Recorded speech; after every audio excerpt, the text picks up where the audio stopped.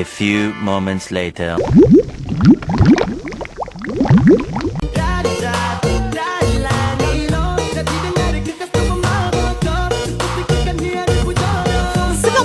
Apa pagi? Fitria Fit masuk lagi. Let's go boy!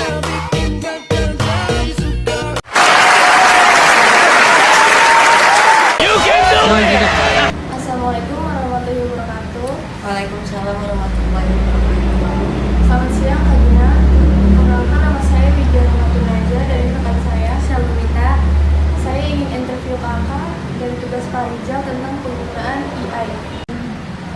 Di sini saya ingin bertanya, apa saja perangkat elektronik seperti proyektor, tablet atau aplikasi khusus yang saat ini sering digunakan Kak Gina untuk menggunakan proses mengajar di kelas? Selama proses pembelajaran itu biasanya saya menggunakan laptop dan proyektor karena itu sangat penting ya. Dan misalkan kalau ada ulangan harian atau ujian harian itu atau kuis, saya menggunakan aplikasi kayak Quizzes, Kahoot, dan Wordwall gitu.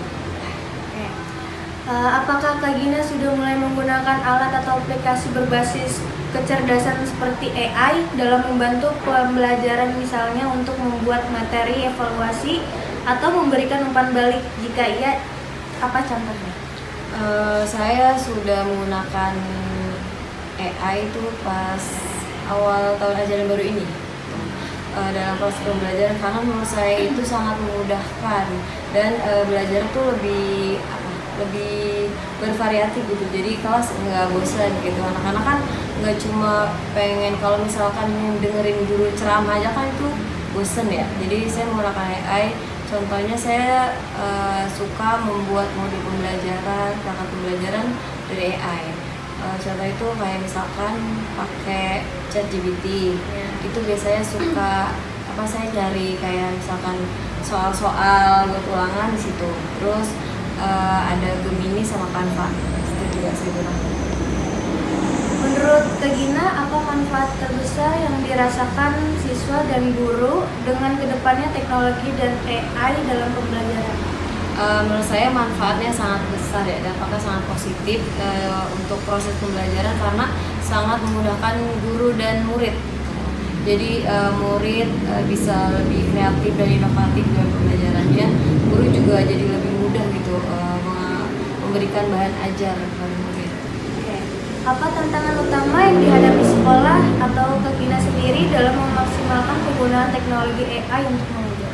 Tantangannya itu yang pertama sangat besar ya, karena kan makin kesini teknologi makin canggih. Terus bagaimana si murid ini menggunakan AI ini dengan baik gitu. Jangan cuman misalkan karena sekarang kan udah mudah nih, apa-apa kita nanyanya ke AI. Jadi kan biasanya banyak murid yang nyontek dari AI gitu. Gimana caranya kita bisa mengawasi murid tersebut gitu, akan menggunakan AI dengan baik gitu. Jadi jangan cuma menyontek, kalau bisa buat belajar mencari pengetahuan yang lain, karena kan wawasan itu harus luas. Apa fasilitas atau peralatan teknologi yang paling mendesak dibutuhkan oleh SMK kita untuk mendukung pembelajaran praktis siswa? Menurut saya perangkat teknologi yang paling mendesak itu kan kalau proyektor itu sebenarnya ada, cuman mungkin kurang. Terus dan ribet juga ya, karena di tiap ruangan itu nggak ada proyektor. Jadi kayak guru tuh malas harus bawa proyektor ke kelas. Sudah gitu kan kadang gantian dengan guru lain. Untuk zaman sekarang ini itu tuh ada yang namanya smartboard. Menurut saya itu kebutuhan yang paling mendesak karena itu sangat praktis dan memudahkan. Apa ada program kerjasama seperti memegang kunjungan industri atau guru tamu yang direncanakan untuk memperluas wawasan teknologi siswa? Kalau yang saya tahu itu kayak kunjungan industri, guru tamu itu udah ada ya di sekolah ini, sudah terlaksana. Kayak misalnya kunjungan industri itu biasanya kita ke PT-PT ya, kalau nggak ke PT Yakult, PT Yamaha. Kalau itu aja soal yang saya tahu. Apa saran terbaik dari Kak Gina agar murid SMK atau kita saat ini dapat memaksimalkan waktu belajarnya untuk menguasai teknologi dan siap menghadapi dunia kerja? saran dari saya untuk murid-murid SMK atau 05 itu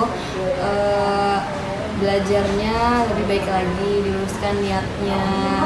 Apa saran terbaik dari Kak Gina agar murid SMK kita saat ini dapat memaksimalkan waktu belajarnya untuk menguasai teknologi dan siap menghadapi dunia kerja? Saran saya untuk murid-murid belajarnya lebih rajin lagi, terus wawasannya harus lebih luas lagi, apalagi kan zaman sekarang ini teknologi semakin canggih, jadi kita nggak boleh yang namanya gagap teknologi, karena kan kalau misalnya masuk dunia kerja itu harus bisa teknologi, kayak harus bisa main laptop, terutama yang paling dasar itu harus bisa menguasai Word atau Excel gitu. Jadi belajarnya makin rajin lagi, kan belajar nggak cuma hanya di sekolah ya, di luar juga bisa gitu, tergantung bagaimana diri kitanya. Pertanyaan tema penggunaan jaringan internet di rumah kampus ISP. Pertanyaan ini dapat menjadi lanjutan setelah menanyakan platform komunikasi umum yang digunakan di rumah, merek atau penyedia ISP. Kak Gina menggunakan layanan penyedia internet ISP merek apa di rumah saat ini? Saya menggunakan WiFi kalau nggak salah itu merek IndiHome yang saya tahu. Dan kecepatan bandwidth. Kak Gina berlangganan paket dengan kecepatan bandwidth berapa Mbps?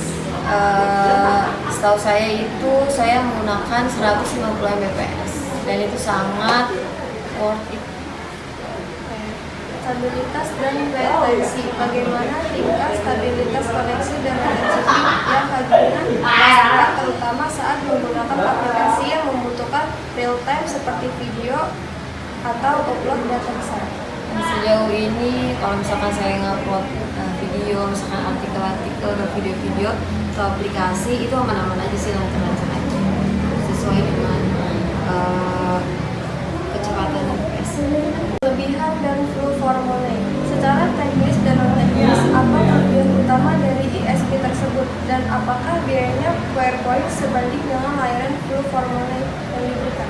Kelebihannya itu kalau menurut saya dia dia jarang ini ya, kalau nggak loading, jarang nge-lag, paling kalau nge-lag ya beberapa gitu kalau misalkan habis hujan. Jadi menurut saya itu sangat worth it dengan uang yang dikeluarkan, dengan biaya yang dikeluarkan.